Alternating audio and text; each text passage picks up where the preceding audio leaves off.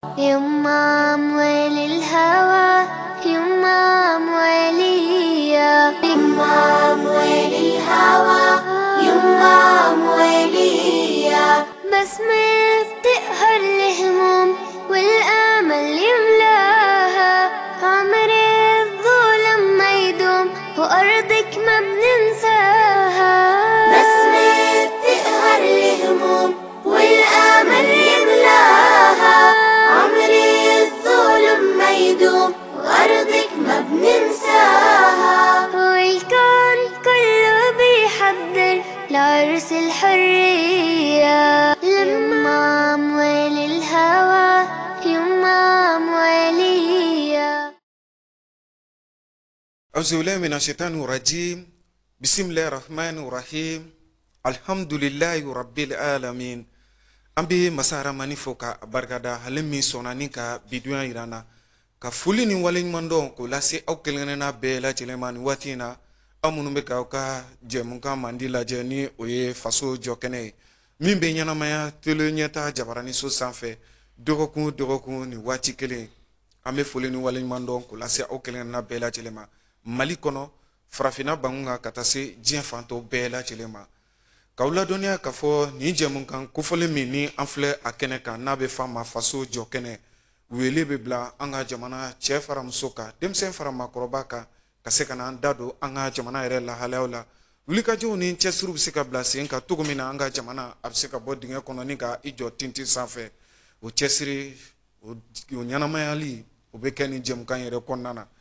o kama ni anga jamana takalaje ibai kafo tariki jamana bado wa jamana min fana ni a fɛnsɛ fana ka bon o b'a jira k'a fɔ jamana ba don tariki la dɔfɔ la a n'a sira bɛɛ lajɛlen fɛ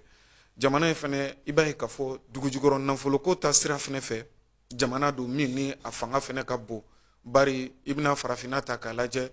jɔyɔrɔ filanan ka taa jɔyɔrɔ sabanan na walima jɔyɔrɔ naaninan minɛn kɔnɔna na i b'a ye k'a fɔ anw ka jamana bɛ o la farafinna jamana 50 ani jamana 4 yɛrɛ la o b'a jira k'a fɔ dugujukɔrɔ nafolo a dasilen bɛ anw ka dugukolo yɛrɛ jukɔrɔ jɛkulu dɔ bɛ anw ka jamana kɔnɔ n'a bɛ f'a ma Front pour l'émergence et le renouveau au Mali n'a bɛ f'a ma FAIRE Mali nin ye jɛkulu ye min ni a bilara sen kan ka cɛsiri bila sen kan an ka jamana ye a bɛ se ka i sen don a baaraw la cogo min na wa ale yɛrɛ bɛ se ka kɛ a ɲɛminɛbaa ye cogo min na ka sɛbɛ walima sira walima ka yira malidenw na malidenw bɛ se ka sira min ta min bɛ se ka kɛ sababu ye ka an ka jamana bɔ nɔgɔ la o FAIRE Mali ɲɛmaaba Suri Ibrahim Traoré an ka wele sera ale ma bi ko kuran kɔ ka se ka na an n'a ka se ka barosigi kɛ nin tɛ Suri Ibrahim siɲɛ fɔlɔ ye an ka jɛmukan in kɛnɛ kan hakili la nin bɛna kɛ a siɲɛ filanan ye bi an ka se ka na an da don Mali yɛrɛ sanuko kuma walima dugujukɔrɔ nafoloko a kisa bɛ cogo jumɛn na an ka jamana ɲɛmaaw olu kɛlen don ka hakilinaba dɔw ta ka ɲɛsin an ka jamana yɛrɛ dugujukɔrɔ nafoloko ma FAIRE Mali yɛrɛ fɛla ye mun ye o kisaw bɛɛ lajɛlen na Suri Ibrahim Traoré bɛ n'i da don olu bɛɛ lajɛlen na ni ka fɛsɛfɛsɛli kɛ o hukumu kelen kɔnɔna na an bɛ se k'a fɔ dantigɛli kɔni kɛra an ka cɛmancɛla fanga yɛrɛ ma ɲɛma fɛ min ka a nɔrɔ bila sisan ni o ye premier ministre par intérim ye colonel Abdoulaye Maiga l'Amérique jamana kan diɲɛ seleke naani tɔnba ka sigi sen fɛ n'a bɛ f'a ma ONU walima an bɛ se k'a fɔ Nations Unies ale ka sigi min kɛra o sigi ka se ka i da don la an bɛna ɲininkali kɛ Suri Ibrahim Traoré la ale ka se ka ɲɛfɔli kɛ colonel Abdoulaye Maiga ale yɛrɛ fɛla ye mun ye a ka nin discours ba in na min ni a kɛra diɲɛma yɛrɛ ɲɛkɔrɔ walima ni a kuma cayalen don bi na an ka jamana kɔnɔ ka taa se diɲɛ fan wɛrɛw bɛɛ lajɛlen ma yani an ka taa ɲɛfɛ ka kuma di Suri Ibrahim Traoré ma président FAIRE Mali a ka foli kɛ nin waati in na ka ɲɛsin Ɲɛta TV yɛrɛ kanubaw ni a filɛbaw ni a lamɛnnikɛlaw yɛrɛ bɛɛ lajɛlen ma salamu alaikum président Suri Ibrahim Traoré wa alaikum salam wa rahmatullahi ne balimakɛ ɲamɛli somɔgɔw bɛ di tɔɔrɔ si tɛ baasi t'i la an bɛ ala tanu ka barika da a kɛn bɛ tile fila ye dɔɔni awɔ ayiwa président Suri Ibrahim Traoré yeli min kɛra an ka plateau sanfɛ bi an b'o foli n'o waleɲuman dɔn di ma foli kɛ nin waati in na ka ɲɛsin Ɲɛta TV filɛbaw bɛɛ lajɛlen ma أعوذ بالله من الشيطان الرجيم بسم الله الرحمن الرحيم والصلاة والسلام على أشرف المرسلين سيدنا محمد وعلى آله وأصحابه أجمعين أن بي الله سبحانه وتعالى تنوكا بركة الله تعالى كهنا كفون سيدا كنا لا نيا أنكا سيكي فلانا ين كنينكا an bɛ ɲɛta tele ɲɛmaya so ani a baarakɛla bɛɛ lajɛlen fo an bɛ an filɛbaa ni an lamɛnbaga bɛɛ lajɛlen fo kɛrɛnkɛrɛnnenya la minnu y'an wele an bɔlen kɔ yan an ka jɛmu tɛmɛlen na an b'u fo k'u barikada ka ɲini ala fɛ jigiya minnu n'u y'o da an kan ala ka jigiya ninnu mafa ayiwa an bɛ i yɛrɛ fo tuma min na an b'a dɔn k'a fɔ kurusiw fanga ka bon bari ni ye dugujukɔrɔ nafolo kuma fɔ an ka jamana kɔnɔ jɛkulu min b'a fɔ k'a fɔ a b'a disi da o la ale bɛ se ka kɛ sabatifɛn ye cogo min na an b'a dɔn kurusiw fanga ka bon i bolo nka an ye wele bila i ma i bolila ka na an ka wele jaabi tele ɲɛtaa tɔgɔ la an bɛ o bonyamasegin kɛ ka taa yɔrɔ ka fɔ ko i tarawele an bɛna kuma minnu fɔ ala ka ani sababa bɛɛ a kisaw la ayiwa sori ibrahim tarawele jɛkuluba min ni an bɔra san ka a tɔgɔ fɔ n'o de ye front pour l'émergence et le renouveau au Mali Fer Mali ni ma ko ke i ka a lahalaya fɔ bi tubabu yɛrɛ b'a fɔ min ma ko état de santé Fer Mali bɛ cogo jumɛn na bi dɛ ni jɛkuluba ye Fer Mali an bɛ ala subahana wa taala tanu ka barikada an bɛ ala tanu an bɛ malidenw fo Mali kɔnɔ ani Mali kɔ kan aw yɛrɛ kunnafoni dilaw aw ka foli kɛrɛnkɛrɛnnen bɛ o kɔnɔ bawo an bɛ Fer Mali wuli ka jɔ daminɛ kuma min na ni y'a san kelen bɔɲɔgɔnko ye maa caman kun y'a jateminɛ k'an bɛ sogo de la bawo an y'an da don ko la ko min ni a ma deli ka kɛ kɛnɛkan kuma ye Mali la n'o ye Mali sanuko ye fɛn min kun datugulen don maliden bɛɛ lajɛlen ma k'a kɛ i n'a fɔ sogo mais Alahu Taala barika la an y'an da don ko in na malidenw farala an kan jamana marabagaw ye an lamɛn jamana kɔnɔmɔgɔw kɔnɔna la ani kɔ kan surtout malien minnu sigilen bɛ kɔ kan an ka tungarankew an b'u fo kosɛbɛ Fer Mali ye tɔn ye bi tɔn min lakodɔnnen don ni ko saba ye a fɔlɔ ye min ye o de ye k'a fɔ an jɔlen bɛ an yɛrɛ kolo la ni ala ka diɲɛ ye an tɛ tubabu nafolo fɛ nafolo fɛn bɛ bɔ kɔ kan jamana wɛrɛw projetw ambassades an tɛ olu ka nafolo fɛ an lakodɔn don n'o ye a bɛ fɔ ma ko yɛrɛma hɔrɔnya o ye an ka sinsinbere ye a fɛn filanan o de ye anw ka laɲini n'an ka hakilina yɛrɛ Mali yɛrɛ kan ka jɛ tubabu nafolo kɔ kɔkan jamanaw ka nafolo fɔ fɛn minnu ma ko projetw ni o ye tubabuw ka bolodali nafolow ye o bɛ na minnu kɛ k'an ka danbew n'an ka diinɛw buruja an bolo ka an jɔ an yɛrɛ la ka an galabu faga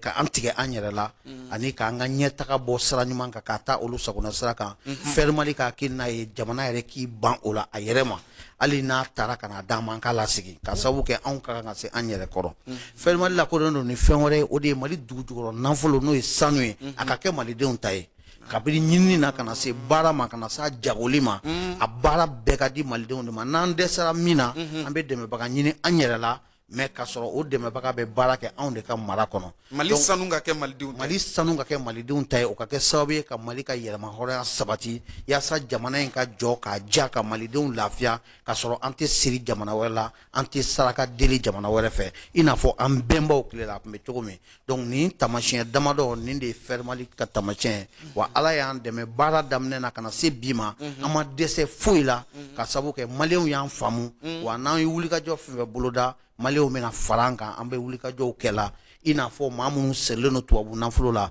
an ka wulikajɔ a ka girin ka tɛmɛ olu ta kan ka sɔrɔ anw dun tɛ tubabu nafolo minɛ an tɛ projet nafolo minɛ an tɛ ambassade ka nafolo minɛ tabarikala o b'a jira k'a fɔ Fer Mali alhamdulilayi bi a ka kɛnɛ a nin kun na bon a sigi ɲɛmayaso bɛ Bamakɔ yan cogo min na a carinen bɛ Mali yɛrɛ kɔnɔna la cogo kelen na ka taa se jamana yɛrɛ kɔ kan na alhamdulilayi ayiwa o ye cɛsiriba ye an bɛ min kɛ ka ɲɛsin e yɛrɛ président ma ni i kɛn bɛ ka o baara ɲuman min bila sen kan walasa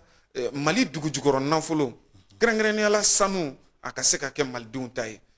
ka taa ye k'a fɔ bamananw bɛ zana dɔ da k'a fɔ kaana bɛ ji la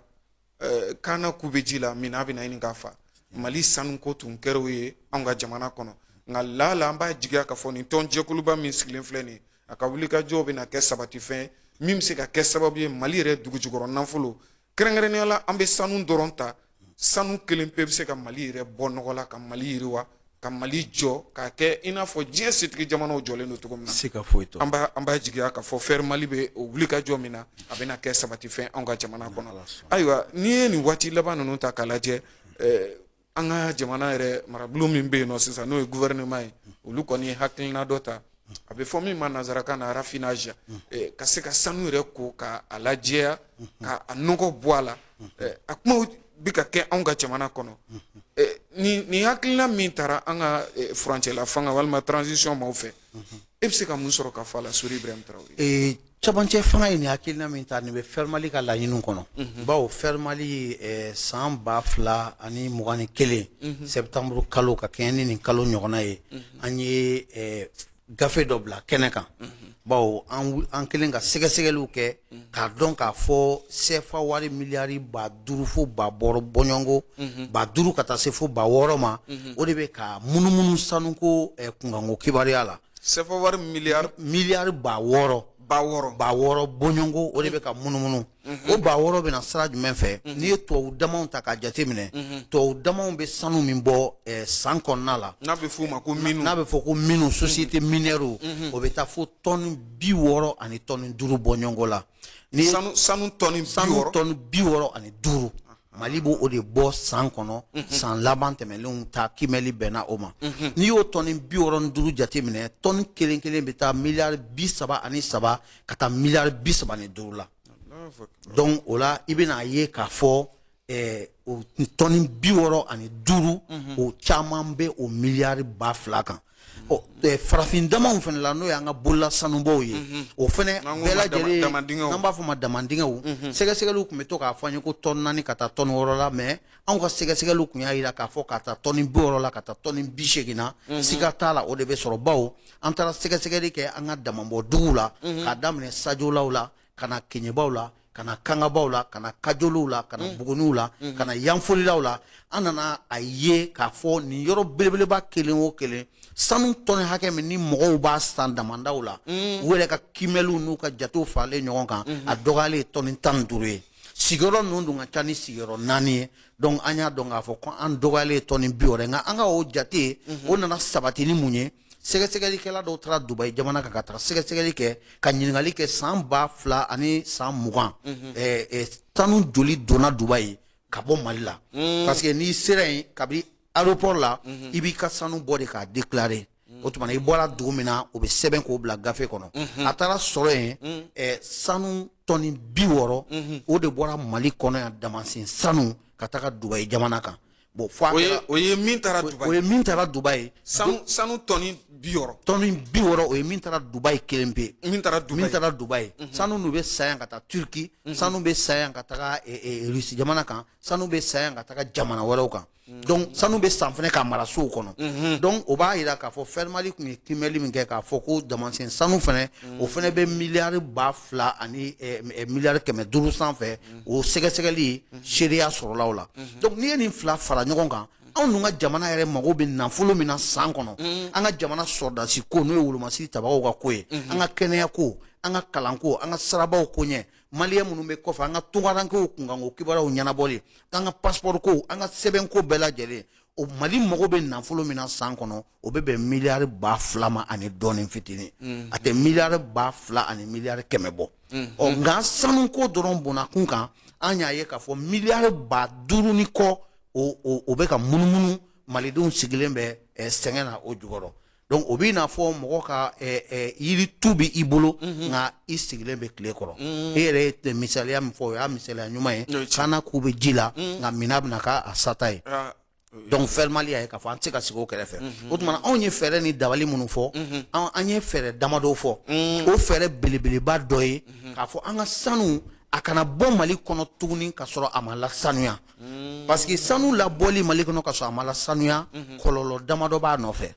n'i ye tubabu damaw ka sira lajɛ société minière minnu bɛ yan mɔgɔw de bɔra kɔ jamanaw la ka na don minɛnw na ka sanu bɔyɔrɔw sigi gouvernement niyɔrɔ b'a la mais sanu in bɔlen kɔfɛ a bɛ bɔ cogo min na o ye sanu a ɲagaminen de ye fɛn wɛrɛw la o tuma na o hakɛ de bɛ bɔ ka taga n'o ye kɔfɛ mais min yɛrɛ ye kinikiniko ye o de ye Afrique du Sud ni Ghana min ye anw faden ye sanuko la diɲɛ seleke naani ani farafinna bonnakun kan kɛmɛ sala anw ka sanu 65 o bɛ taa lasanuya Afrique du Sud de o bɛ taa lasanuya o bɛ bɔ an ka jamana kɔnɔ ka t'o lasanuya Afrique du Sud a hakɛ bɛ sɔrɔ ka dɔn yen de k'a fɔ sanu yɛrɛ gɛrɛgɛrɛ o hakɛ joli bɔra a la parce que sanu ni a nɔkan fɛn dɔw de bɛ bɔ dugu jukɔrɔ o dɔ ye warijɛ ye o dɔ ye fɛn wɛrɛw ye donc palajɔmuw b'o la platiniw b'o la donc sanu ni o fɛn minnu bɛ bɔ ɲɔgɔn fɛ n'i ye sanu kilo 100 bɔ sisan i bɛ se ka taga sɔrɔ fɛn wɛrɛ kilo 10 bɛ y'a la fo min bɛ se ka caya ni o ye donc ni mɔgɔ kuma dɔ fɛnɛ na a bɛ se ka kɛ i bɛ sanu yɛrɛ bɔ i b'a sɔrɔ kilo 100 la a kilo 99 o bɛɛ ye sanu ye parce que Mali dugukolo fan dɔw bɛ yen i bɛ taga sɔrɔ olu sanu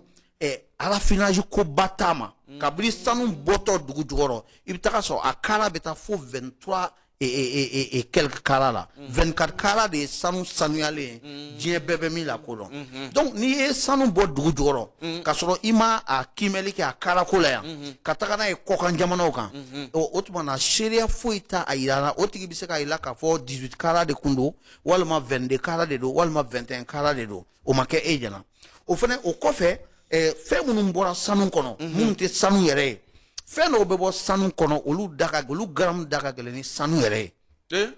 e bɛ se ka o seereya sɔrɔ cogo di o fɛnɛ tɛmɛlen kɔfɛ fɛn minnu bɛ bɔ sanu kɔnɔ warijɛ b'o la ani fɛn wɛrɛw mais misaliya la ni sanu bɔra yan ka taga n'a ye kɔkan jamanaw la ka taa la sanuya warijɛ min bɛ bɔ a la yen o bɛ k'i n'a fɔ sanu ɲama o sanu ɲama in anw bɛ tila ka miliyari bi camanw de cɛ ka taa yala bɛɛ b'a dɔn warijɛ ko ka gɛlɛn cogoya min na an ka jamana kɔnɔ mais ni sanu kun lasanuyara an ka jamana kɔnɔ warijɛ san sugu la ni sanu kun lasanuyara an ka jamana kɔnɔ o tuma sanu ɲama dɛ o de ye warijɛ ye o ɲama kun bɛ fili o ɲama yɛrɛ bɛ anw mago ɲa yan o fana bɛ se ka kɛ sababu ye ka anw ka artisanat ka se ka galabu don o la o mɔgɔ miliyɔn caman de bɛ se ka balo o fana warijɛw la baarali sira kan donc anw kun y'a yira ɲini gouvernement fɛ k'a fɔ tubabu dama ninnu a ka wajibiya u kan u ka raffineries dayɛlɛ yan haka ja raffinerie dɔw bɛ Mali la ka ban donc u ka raffineries dayɛlɛ Mali kɔnɔ yan an ka sanu ka bɔ an bɛɛ ɲɛna a ka taa raffiner an bɛɛ ɲɛna wa ni ɲama min yera a la o fana bɛ se ka kɛ nafa min ye maliyɛnw kana wajibiya ka avion ta ka t'o ɲama san jamana wɛrɛ la u ka to anw yɛrɛ bolo yan donc gouvernement y'o hakilina de ta maintenant damasen sanu ta fɛnɛ parce que gouvernement ye décision min ta a bɛ damasen sanu de concerné a b'o de kunkan nka président Assimi Goïta ye min fɔ a ka discours kɔnɔ o ye sanu bɛɛ lajɛlen damasen sanu fɛnɛ anw ka sanu bɛ suɲɛ ka bɔ an ka sanu bɛ suɲɛ ka bɔ mɔgɔ dɔ bɛ kilo 5 de fɔ i b'a sɔrɔ a bɔra ni kilo 50 ye n'i y'a jateminɛ tɔni 6 fɔra anw ka jamana kɔnɔ o y'a sɔrɔ tɔni 60 de fɔra Dubaï mais n'a sɔrɔ ni sanu in tun bɛ lasanuya anw ka jamana kɔnɔ yan o t'a la o n'a lasanuyara yan o tɛ y'a la kelen n'a lasanuyara yan anw bɛ kɛ sanu sugu ye parce que Fɛn Mali ka laɲini ye min ye Dubaïkaw tɛ sanu dɔn u tɛ sanu bɔlaw ye anw bɛnbaw de bɛ sanu dɔn anw de ye sanu bɔlaw ye anw ye tɔgɔ sɔrɔ sanuko la ka bonya sɔrɔ sanuko la hali barikako min bɛ fɔ Maliko la ni barika bɛ Mali la anw hakili la sanu y'a barika sababuba dɔ ye donc au lieu que mɔgɔw ka taa sanu san Dubaï maaw bɛ se ka na san Mali Dubaïkaw de kan ka na sanu san Mali la parce que sanu bɛ bɔ anw de fɛ yan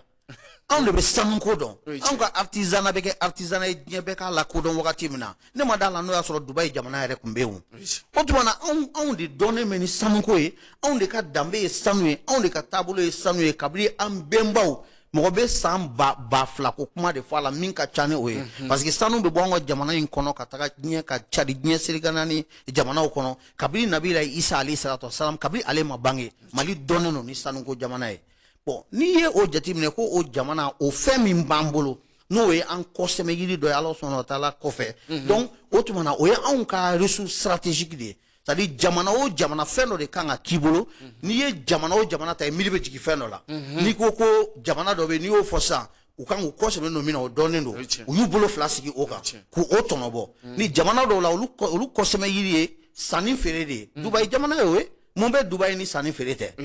n'i ye Magan jamana ta k'a lajɛ Arabie Saoudite jamana hiji de y'olu kɔsɛmɛ yiri ye pétrole tɛ dɛ pétrole donna a kan dɛ mais hiji de ye olu kɔsɛmɛ yiri ye o de kama Magan jamana mɔgɔw tɛ tulonkɛ hiji ko la donc jamana o jamana fɛn dɔ de bɛ sɔrɔ o de y'i kɔsɛmɛ yiri ye anw kɔsɛmɛ yiri kan ka kɛ an ka sanuko de ye donc anw man ka sɔn ka tulonkɛ Mali waso yɔrɔ n'a kɔsɛmɛ yɔrɔ o kan ka kɛ sanuko de ye donc o de kama anw b'a fɛ anw ka sanu ka lasanuya yan ni a lasanuyara mɔgɔw bɛ bɔ diɲɛ fan bɛɛ ka na sanu san yan o sanni feere yiriwali o bɛ nɔ bila anw ka ɲɛnamaya la o tɛmɛnen kɔfɛ maa minnu mana na u bɛ dumuni de kɛ u bɛ si loteliw de kɔnɔ u bɛ sow de san hadamadenya bɛ don u ni maaw cɛ u bɛ transportw de ta o fana kɔfɛ anw ka artisanat bi degun min b'u kan n'i y'a jateminɛ u tɛ sanu de sɔrɔ ka baara k'a la tubabu be baara kɛ ni min ye dubaikaw be fɛn machine kɛ ka baara minnu kɛ an ka artisanat mɔgɔw b'olu b'a k'u bolo la n'u taara n'a ye tubabu la u b'a fɔ k'a kɛra machine na bawo anw b'a dɔn de mɔgɔ minnu bɛ ka baara kɛ i b'a sɔrɔ a fa y'o baara in kɛ a mɔkɛ y'o baara in kɛ a kulomasama y'o baara in kɛ dɔw yɛlɛma ko 7 u bɛ ka bijouterie kɛ donc mais n'i ma sanu sɔrɔ ko n'i y'a mɛn i jamu ye gɔngɔn duuru o k'a sɔrɔ i tɔrɔn 2 kɔni ye dugu sɔrɔ donc n'i ma sanu sɔrɔ k'a baara e b'a kɛ cogo di. Nka Sori Ibrahim Traore maa bɛ se k'i yɛrɛ ɲininka cɛmancɛla fanga ye an bɛ se k'a fɔ hali ni bamanankan fɔcogo dɔ bɛ yen k'i da fa mugu jalan na ka sɔrɔ a ɲigin ji t'i da cɛmancɛla fanga u na se ka nin lawaleya wa min ye raffinage ko ye ka sanu la ka a lasanuya ka a lajɛya an ka jamana kɔnɔ a na se ka kɛ. A bɛ se ka kɛ c'est possible a bɛ se ka kɛ mais a tɛ kɛ an yɛrɛ kɔ bawo n'i ye raffinerie jateminɛ n y'a f'i ye raffinerie dɔ bɛ 2 bɛ Mali la ka ban minnu lakodɔnnen don nka 1 b'a la jɛɲɔgɔnya bɛ anw n'o cɛ parce que o ye maliyɛn dɔ ta ye mais maliyɛn minnu bɛ kɔfɛ o de kama Mali sanuko kɛlɛ la ne bɛ wele da tungarankew ma kosɛbɛ parce que n'i y'a jateminɛ nafolo kasabiko la maliyɛn minnu bɛ kɔfɛ nafolo min b'olu bolo ani seko ni dɔnko min b'olu la diɲɛ laban dɔnniya siraw kan i b'a sɔrɔ o caman tɛ anw na anw minnu bɛ yan bawo olu ye ko caman ye wa sababu caman b'u bolo hali n'a y'a sɔrɔ fɔlɔ n'u kun nana jamana kɔnɔ fɛnɛ u tɛ dɛmɛ u ka kow la gɛlɛyaw bɛ ta k'u sɛgɛrɛ wa yurukuyuruku ni ŋanamu o kɛra sababu ye ka jamana yɛrɛ baara ka a nɛgɛbuu la nka yɛlɛma min bɛ senna bi tungarankew an ka maliyɛn minnu bɛ kɔfɛ olu de kan ka na raffinerie dayɛlɛ bi parce que n'i y'a jateminɛ ni a fɔra ko an ka sanu tɛ bɔ fo a ka lasanuya mais fo a lasanuyali yɔrɔw ka kɛ an bolo bon n'i dun ye raffinerie 1 jateminɛ k'a daminɛ miliyari 1 ni miliyɔn 500 la ka taa se fo miliyari 6 bɔɲɔgɔn ma n'i ye miliyari 1 ani miliyɔn 500 o raffinerie bɛ se ka sanu lasanuya fo ka taa se tɔni 25 bɔɲɔgɔn ma san kɔnɔ ni i y'o caman kɛ anw fɛ yan sisan donc o tuma na daluya bɛ kɛ jamana ɲɛmɔgɔw bolo wa daluya tɛ sɔrɔ sanu bɔlaw bolo ka bɔ ni sanu ye mais ni jamana ɲɛmɔgɔ ko sanu tɛ bɔ n'a ma lasanuya mais ni lasanuyali yɔrɔ ma sɔrɔ jamana kɔnɔ o tuma na a bɛ fɔ min ma ko cas de force majeure dɔrura bɛ na donc dɔrura bɛ kɛ dalu ye ninnu bolo k'a fɔ ɔ yanni aw ka sanu lasanuya yɔrɔw sigi sen kan o tuma anw bɛ bɔ n'an ka sanu ye fɔlɔ n'o kɛra maliyɛnw foyi tɛ k'an bolo fo n'a kɛra an ɲɛ ye ka continuer ka si fɛ Ala k'an kisi o ma. Amina rabi an b'a jigiya k'a fɔ jamana ɲɛmaw u n'u jɔ jɔyɔrɔ la ka taa se i y'a fɔ cogo min na maliden yɛrɛ bɛɛ lajɛlen ma minnu sigiyɔrɔ bɛnnen don Mali kɔnɔna ma minnu sigiyɔrɔ bɛnnen don jamana yɛrɛ kɔkanna ma u bɛɛ lajɛlen na fɛɛrɛ bila sen kan walasa sanu a ka se ka lasanuya anw yɛrɛ ka jamana kɔnɔ ni o ye raffinage ye nanzarakan na wa an b'a jigiya k'a fɔ o baara ɲumanw ni o waleya ɲumanw o na bila sen kan walasa anw ka jamana yɛrɛ sanu bɛ se ka lasanuya anw ka jamana kɔnɔ cogo min na wa i n'a fɔ président Fer Mali Sori Ibrahim Traore y'a fɔ cogo min na maaw ka Dubayi taga dabila k'u kun ɲɛsin Bamakɔ ma Bamakɔ bɛ se ka kɛ walima Mali yɛrɛ bɛ se ka kɛ sanu sanyɔrɔ jamanaba ye min bɛ se ka kɛ tɔnɔbɔfɛn ka ɲɛsin maliden yɛrɛ kelenna bɛɛ lajɛlen ma haka ja farafinna yɛrɛ bɛɛ lajɛlen ma farafinna bɛɛ lajɛlen bɛ se k'i ta sɔrɔ la ayiwa Sori Ibrahim Traore n'i ye jateminɛ kɛ i b'a ye k'a fɔ halisa o kisa kunkan ko kɔrɔfɔ la sariya kisɛ dɔ taara anw ka jamana kɔnɔ min bɛ ɲɛsin sanuko ma halisa anw ka jamana kɔnɔ n'o ye la loi 2080 ni sariya kisɛ in a bɛ mun de kofɔ dɛ ni Ala sɔnna ma baro ta ko filanan na an bɛ segin ka na jɛmukan kɔnɔna na i ka se ka i da don a la ka se ka walawalali kɛ ka an ka jamana marabolo ɲɛma min bɛ a nɔrɔ bila sisan n'o ye premier ministre par intérim ye colonel Abdoulaye Mayiga ale ka tagali ye l'Amérique jamana kan an bɛna an da don o la baro ta ko filanan na ka se ka walawalali kɛ a kan sɔɔni. n balimamuso an bɛɛ tun sigilen bɛ ka don min kɔnɔ o de sera baramuso makɔrɔni bɔra makɔrɔni kalite ɲumanba ɲagami foyi t'a la wa a bɛ bugun baramuso makɔrɔni kunbaba b'a la misɛmani b'a la hali vermicelle makɔrɔni sɔngɔ ka di a tobi ka di wa a tɛ nɔrɔ a tɛ nɔɔni a foroko kumaba ye 80 ye min y'a foroko fitinin ye ale bɛ sɔrɔ 40 dɔrɔn ayi bi jamana in gwadennaw bɛɛ bɛ girin makɔrɔni kelen mun nɔfɛ ale de don baramuso makɔrɔni baramuso i ta i ka kow ye mangutu kɔfɛ an bɛ segin ka na an ka jɛmukan kɔnɔna na ni o ye faso jɔkɛnɛ min bɛ ka ɲɛnamaya aw bɛ ka teli ɲɛta jabaranin de filɛ nin waati in na ka foli ni waleɲuman dɔw k'o lase aw kelenkelenna bɛɛ lajɛlen ma danaya tali la ka da ni jabaranin so kofɔlen kan ni o ye ɲɛta TV i n'a fɔ an y'a fɔ yen nɔ cogo min na jɛmukan daminɛw la masala bɛ ka boli min ka bi kisa min ka bi o de ye mali yɛrɛ dugu jukɔrɔ nafolo ye kɛrɛnkɛrɛnnenya la an bɛ ka kuma sanu de kan sanu yɛrɛ jɛkulu min kɛn bɛ ka i disi da o la walima min kɛn bɛ ka cɛsiriba bila sen kan o de ye fɛr mali ye n'o ye front pour l'émergence et le renouveau au mali ale ɲɛmaaba de bɛ an bolokɔrɔ bi n'o ye sori ibrahim traoré ɲininkali tun nana da yɔrɔ min na o de ye sariyakisɛ dɔ taara anw ka jamana kɔnɔ min bɛ ɲɛsin dugu jukɔrɔko yɛrɛ nafoloko kisa ma n'o ye la loi 2080 ni sariyakisɛ in minnu bɛ dugu jukɔrɔ nafoloko baara dɔ walima cɛsiri bila bɛ sen kan jɛkulu minnu fɛ olu kɔni ye tanu ni ba ta ka ni sariyakisɛ kofɔlen ninnu yɛrɛ sɛgɛrɛ sori ibrahim traoré ɲama de sariyakisɛ in bɛ mun kofɔ i ka se ka walawalali kan ye la loi 2080 o ye sariyakisɛ de ye fɛr mali ye min ŋaniya siri ni a hakili jagabɔw bɛ sen na ani CNT mɔgɔw ni ɲɔgɔn cɛ ni sigi kɛrɛnkɛrɛnnen kɛla kan septembre kalo tile 15 sariya in ka laɲini ye jumɛn ye sariya in an y'a ta mun de kama fɛr mali ye sɛgɛsɛgɛli min kɛ o de ye an nana ye k'a fɔ mali sanuko la maliyɛn fanba ɲɛsinen bɛ yɔrɔ min ma o tɛ ko yɛrɛ kun yɔrɔ ye bawo n'i y'a jateminɛ nafolo kasabi hakɛ min filɛ n'an bɔra k'o fɔ sisan n'o bɛ sɔrɔ sanuko sira kan nafolo in caman bɛ yen o bɛ taga dépense la bawo n'i ye sanni feere jateminɛ tɔnɔko kuma bɛ fɔ de kuma min na ni nafolo manakun tigɛra ka bɔ feerefɛn a feerela sɔngɔ min na ni wari min donna a la n'o tigɛra ka bɔ o la o kɔ de tɔnɔ bɛ fɔ kuma dɔw la i bɛ se ka feere kɛ ka sɔrɔ i ma tɔnɔ sɔrɔ donc a b'o cogo kelen na société minière u bɛ sanu bɔtɔ la u bɛ maa minnu ta baara la u bɛ minɛn minnu san ka baara kɛ n'a ye u bɛ mobili minnu louer ka baara kɛ n'a ye u bɛ produit minnu san ka baara kɛ n'a ye o bɛɛ lajɛlen n'i y'o kimɛli fɛnɛ kɛ o de bɛ t'i jɔ fo CFA miliyari 1000 a bɛ taa fo 1500 bɔ ɲɔgɔn la bawo sanu bɔyɔrɔ kelen o kelen ka dépense kalo kɔnɔ a dɔgɔyalen CFA miliyari 7 ye ka taa CFA miliyari 7 la ka taa miliyari 15 la sanu bɔyɔrɔ b'o de dépense a b'o de musaka kɛ kalo o kalo sanu bɔtɔ sanu feereli ko yɛrɛ ma daminɛ sanu bɔtɔ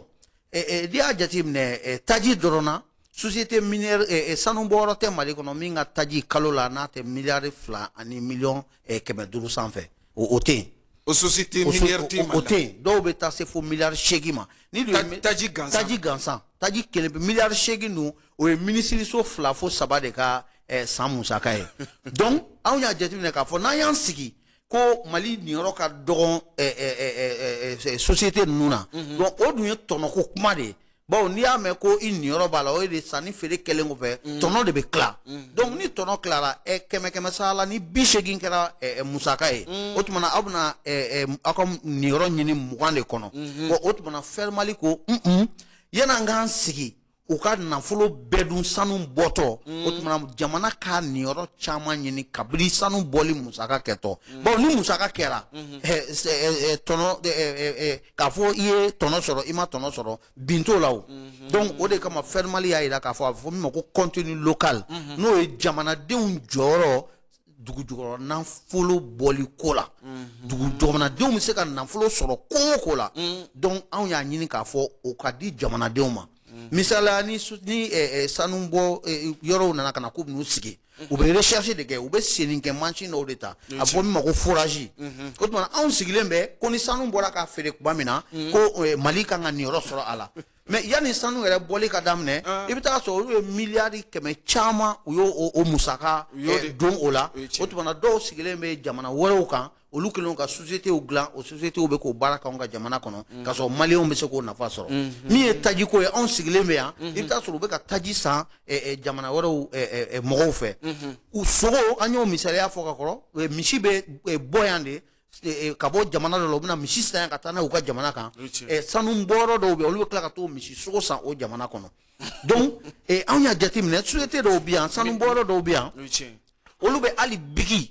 u b'a bɔ jamana kɔ kan de ka na n'a ye donc anw ko k'o tɛ se ka to sen na donc fɛn o fɛn n'u bɛn'o musaka kɛ anw y'a kanu 100 sara la 80 sanni ka kɛ maliyɛnw fɛ hali n'a y'a sɔrɔ ni maliyɛnw ka tɛ o fɛn masina jago Maliens ka jɛɲɔgɔnya n'u ni kɔkan jamanaw cɛ olu ka n'u ka sociétés dayɛlɛ yan sanni feere ka kɛ Mali jamana kɔnɔ n'o kɛra o sociétés bɛ sagalen ni l'impôt sara an ka jamana ye o tɛmɛnen kɔfɛ u bɛ mɔgɔw ta baara la an ka jamana kɔnɔ wa o baara in kɛtɔ fɛnɛ Maliens dɔw bɛ kalan o cogoya la donc fo don nataw la Maliens dɔw bɛ se ka olu nɔra bila o de ye contenu local ye donc an ka laɲini ye min ye ni sariya in taara i bɛ taa sɔrɔ san o san CFA wari miliyari 1500 fo 700 bɔ ɲɔgɔn ka taa se fo CFA wari miliyari 2000 ma o de bɛ to anw ka jamana kɔnɔ yan sanni feere sira kan mobile location bɛ o la tajiko bɛ o la hali malo u bɛ malo mun san k'a dun u bɛ sɛ minnu san ka dun u ka société la o bɛɛ lajɛlen ka san malidenw fɛ u bɛ fini minnu san ka dun u kan na hali mɔgɔ minnu bɛ baara kɛ u ka société de gardiennage la hali chauffeur minnu bɛ ta u ka baara la anw fɛ nin bɛɛ lajɛlen kan ka ta Mali kɔnɔ yan de donc dépense o dépense bɛ kɛ yanni san ka ban a ka fɔ ko wari bɛɛ taara dépense la a k'a sɔrɔ o dépense yɛrɛ o nafolo donna Maliens kun kɛlɛ in wulikajɔ kun ye nin ye wa ni nin kɛra i bɛ taa ye k'a fɔ an bɔra k'a fɔ jamukan daminɛ la Mali mago bɛ nafolo min na san yɛrɛ kuturu kɔnɔ o ye CFA wari miliyari 2000 bɔ ɲɔgɔn ye ni sanu bɔyɔrɔw ka musaka dɔrɔn bɛ se ka CFA wari miliyari 1500 fo 1700 bɔ ɲɔgɔn ladon anw ka jamana kɔnɔ yalama dalilu jumɛn bɛ a la k'a fɔ ko anw tɛ se k'an ka yɛlɛma hɔrɔnya ta nafoloko sira kan ko anw ka jamana ka to saraka deli ni bolojan na wali jamanaw ɲɛkɔrɔ n'an mago bɛ diɲɛ ko la donc anw ka hakilinaw de o bɛ se ka nationalisation yɛrɛ de ko fɔ an ka société minière est-ce que an ka jamana bɛ se ka bila sen kan an yɛrɛ ka jamana kɔnɔ sika foyi t'o la o fɛnɛ o waleya daminɛna ka ban o fɛnɛ kun ye o y'an ka nisɔndiyakoba dɔ ye bawo n'i ye Fɛn Mali ka manifeste lajɛ an ye gafe min bila sen kan pour que Mali ka se k'a ka yɛrɛma hɔrɔnya sɔrɔ nafoloko sira kan o laɲini min o de y'an ka jamana ka jɔ anw yɛrɛ fɛ n'an ka hakilina n'an ka kunkilenna ye ka kɛɲɛ n'an ka diinɛw n'an ka danbe ye ka sɔrɔ an t'a boloja jamana wɛrɛw ye wa jamana si tɛna a ka taabolo wajibiya an kan bawo anw tɛna dɛmɛ ɲini olu fɛ an ka jamana jɔli waleyaw la donc o wulikajɔ gafe kɔnɔna la an ye min dankɛnɛmaya san 2021 o tasen dɔ b'a ɲini k'a fɔ ko jamana yɛrɛ ka sanubɔyɔrɔ dɔw sɔrɔ donc gouvernement y'o jaabi ni jaabi ɲuman ye sariya taara ka société créer a fɔ min ma ko SOREM Mali o société ba in o ye jamana ta de ani mɔgɔ jɛ tɛ donc jamana yɛrɛ bɛ se ka ɲinini kɛ k'an ka dugu jukɔrɔ nafolo k'a kimɛli hakɛ dɔn bawo kabini ɲinini yɔrɔ la janfa bɛ don Maliens ma bawo ɲinini nafoloba de bɛ don a la i bɛ société caman y'an ka jamana kɔnɔ n'i ye petite mine lajɛ société minière fitiniw tɔw dama mangamaniw o 22 de gafe dilen don Mali kɔnɔ yamaruya dilen don 22 de ka sigi mais min bɛ baara la a tɛ tɛmɛ 2 kan nka tɔ 20 in o mɔgɔw kulɔlen don u nugulen don wa u nisɔn ka di ka sababuya kɛ kabini ɲinini sira kan nafolo de bɛ na ka don ɲinini na n'i ye nafolo don dugukolo la i bɛ taga sɔrɔ e bɛ na dugukolo minɛ gouvernement na i bɛ min don a la a tɛ miliyɔn 25 bɔ nka ni e ye sɛgɛsɛgɛli kɛ ka ɲinini kɛ e bɛ se ka miliyɔn 100 miliyɔn 150 miliyɔn 200 bɔ ɲɔgɔn don a la mais ni e ye sɛgɛsɛgɛli kɛ ka jaabi sɔrɔ e bɛ se k'o dugukolo masina feere miliyari 50 miliyari 100 miliyari 200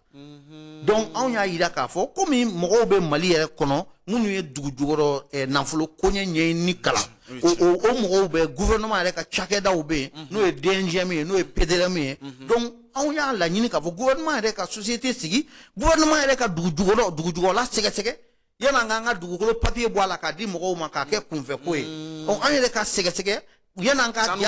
sanu t'a la wa an k'o dɔn sanu hakɛ jumɛn b'a la yalima sanu in ni jama bɛ ɲɔgɔn fɛ wa yalima sanu in ni dɛɲɛ de don wa yalima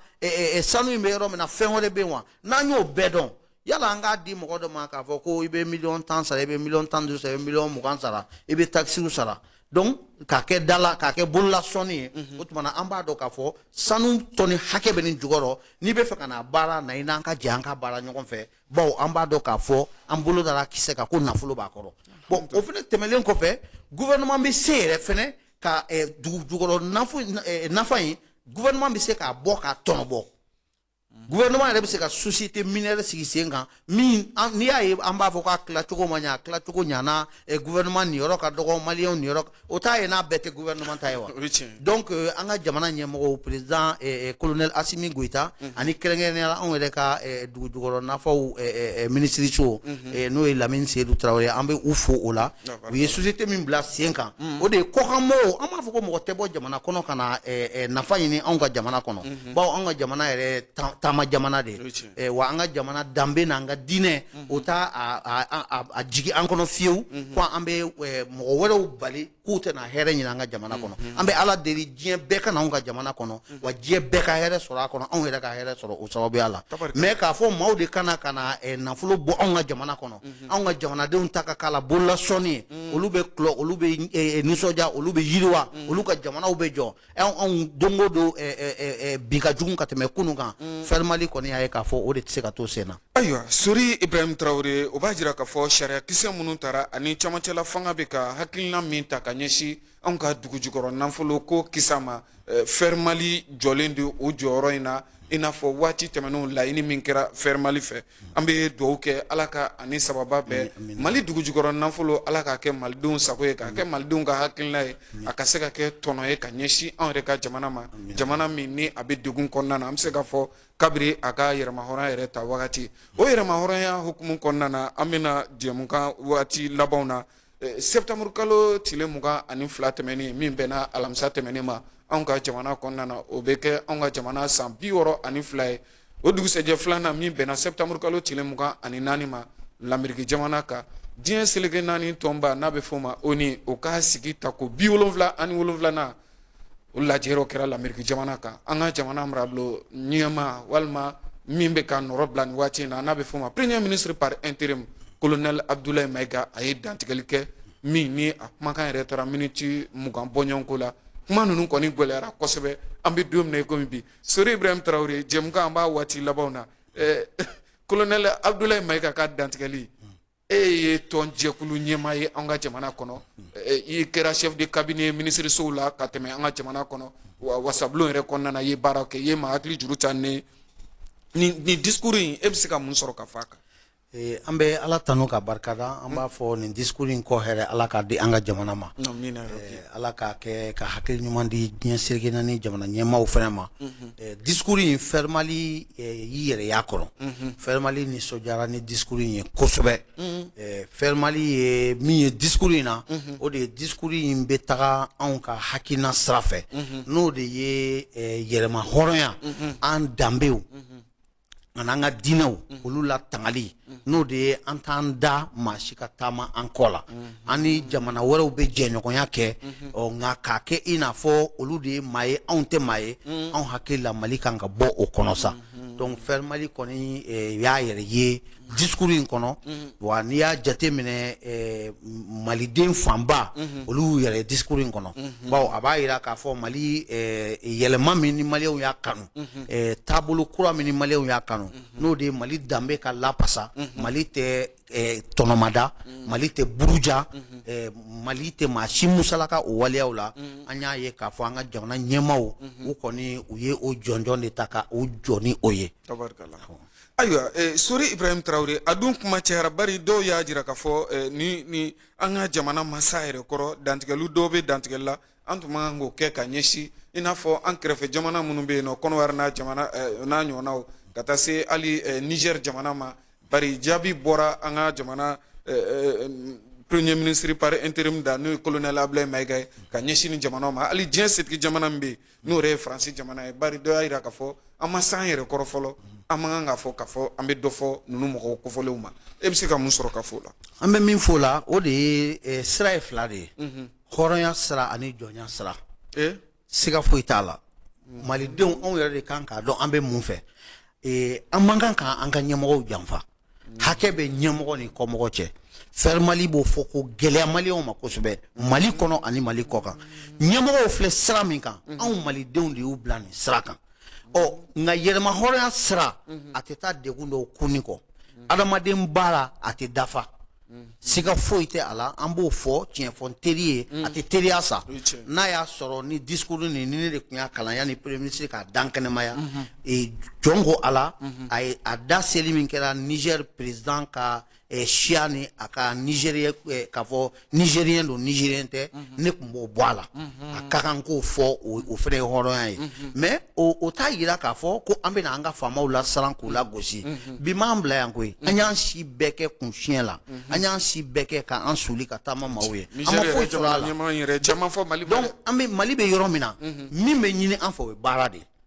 ne bɛ jɔrɔ min na Fermali bɛ jɔrɔ min na o de kama depuis ɲinan samiya kɔnɔ Fermali ka wulikajɔ ka fara sanubɔ ko kan sanuko kɛlɛ kan an ye yirituruko ni sɛnɛko an ye wulikajɔba kɛ o la bawo an b'a dɔn an bɛ ka yɛlɛma hɔrɔnya sira min ta a fɔli ka di da la mais a tɛ taa baara kɔ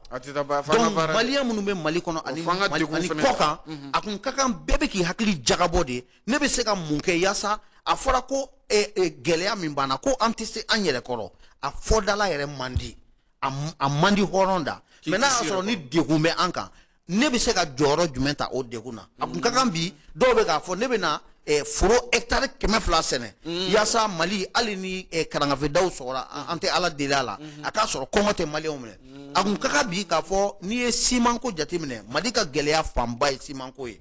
donc a kun ka kan bi k'a sɔrɔ maliyɛn dɔw bɛ ka nafolo fara ɲɔgɔn kan k'a fɔ anw bɛna siman bɔ usine jɔ subagaya ko tɛ o nafolo de bɛ don a la siman fɛn fɛn bɛ kɛ ka siman dilan a bɛɛ b'anw ka dugukolo jukɔrɔ siman bɛ kɛ ni calcaire de ye a b'anw ka dugukolo jukɔrɔ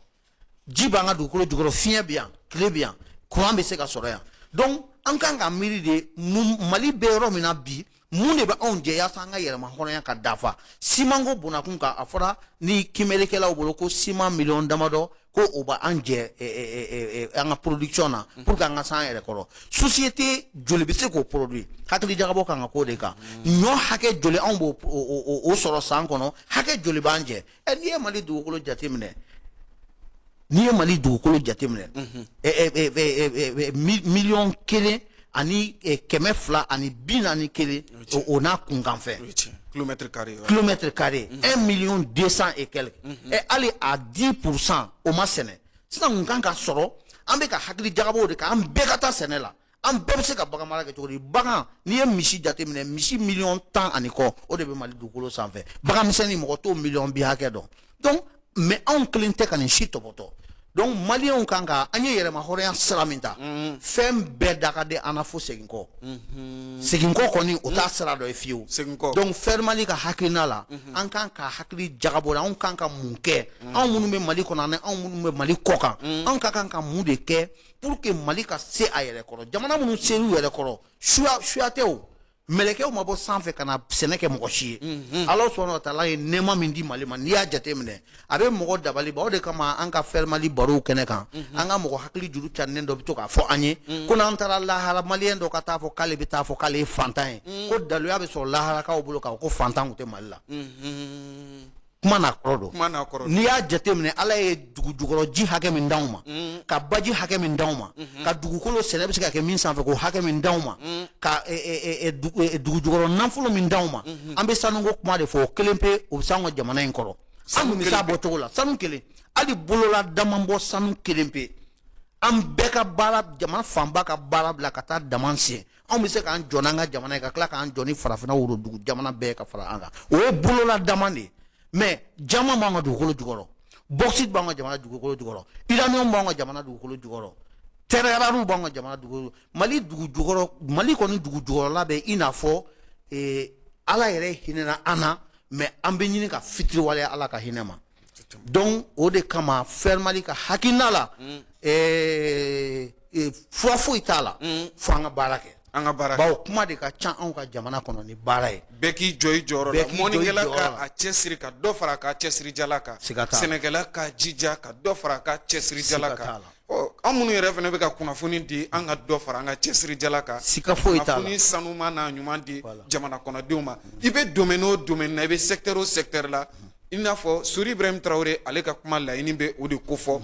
bɛɛ lajɛlen ka ni cɛsirijala kelen b'i cɛ la i k'a kɛ 2 ye walima i k'a kɛ 3 ye ni waati kɛrɛnkɛrɛnnen kɔnɔ et puis an ka baara kɛ an ka togodaw la kuma yɛlɛma hɔrɔnya n'i ko k'i b'i ka baji kan baji dumanba ba don siga foyi t'a la wa feereke caman bɛ don i senkɔrɔ walasa i kana se k'i ka ji kan cogo si siga foyi t'o la wa an ka baara kɛ an ka togodaw la maliyɛn fanba an bɛɛ bɛ bɔ togodaw de la n'i y'a jateminɛ sɛnɛkɛ dugukolo dalen de don an ka togodaw la bagan marayɔrɔ dalen don an ka togodaw la sɛ marayɔrɔw ni kami marayɔrɔw dalen don an ka togodaw la ma an bɛɛ nalen don cɛ ka fara ɲɔgɔn kan dugubaw kɔnɔ ka ban baara ma donc an ko a tɛ ɲa baara kɔ an kɔni ye ɲɛmɔgɔw bila min na faire Mali kɔni ka hakilina la ɲɛmɔgɔw y'u ta kɛ o tuma na a tɔ tora anw malidenw yalama an bɛna an ka ɲɛmɔgɔw janfa wa ne kɔni hakili la ayi an tɛ n'u janfa an bɛna baara de kɛ yaasa Mali ka bɔ nɔgɔ la wa Mali ka yɛrɛma hɔrɔnya dafalen ayiwa Sori Ibrahim Traore jɛmukan an bɛ se k'a fɔ a sera a kuncɛyɔrɔ la miniti kelen dɔrɔn ka se ka foli kɛ an ka bɔ kɔrɔfɔ kɔnɔna na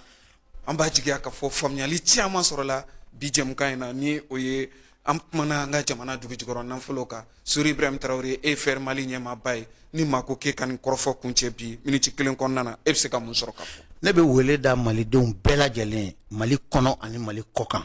u kana an ka fara ɲɔgɔn kan an ka Mali sanuko kɛlɛdimi tɛ kɛlɛba don bawo tubabu jamanaw ni jamanabaw ni farafin jamana wɛrɛw olu de nalen don ka n'u fili Mali sanu kan o tuma n'an ko k'an b'o ko duman in sama ka bɔ olu da o tɛ kɛlɛ nɔgɔma ye an mago bɛ maliyɛn bɛɛ ka dɛmɛ la an mago bɛ maliyɛn bɛɛ ka duwawu la o tɛmɛlen kɔfɛ an ka ɲɔgɔn minɛ an k'an cɛsiri an ka ɲɔgɔn minɛ an k'an cɛsiri Mali kɔnɔ ani Mali kɔkan kɛrɛnkɛrɛnnenya la an ka tungarankew Mali ko yaasa a ka se ka kɛ kunnawolo ko ye a tɛ se ka taga tungarankew kɔ donc seko ni dɔnko min b'an ka tungarankew la u ka na an k'an fanga fara ɲɔgɔn kan an ka ɲɛmɔgɔw fana ka fɛɛrɛ tigɛ pour que an ka tungarankew n'u nana k'u bɛ baara k'an ka jamana kɔnɔ o tuma na u ka nafolo a kana kasara u ka dɛmɛ u ka se k'u ka baaraw kɛ u ka lawasa sɔrɔ o la tabarikala an bɛ i fo k'i waleɲuman dɔn Sori Ibrahim Traore i nali min kɛra k'an ka wele jaabi an b'a jigiya ka fɔ faamuyaba sɔrɔla bi kɔrɔfɔ ninnu na walima bi masala ninnu na nin tɛna kɛ an ka baro laban ye tuma ni tuma ka i wele ka na walasa k'i da don Mali yɛrɛ dugujukɔrɔ ko nafolo ko kisa la kɛrɛnkɛrɛnnenya la sanuko faire Mali bɛ ka wulikajɔ min kɛ o kisa kun kan an bɛ i fo k'i waleɲuman dɔn ka faire Mali tɔndenw yɛrɛ bɛɛ lajɛlen fo Mali kɔnɔ ka taa se jamana kɔkanna ma ayiwa an bɛ se k'a fɔ hali ɲamele yɛrɛ ye faire Mali tɔnden ye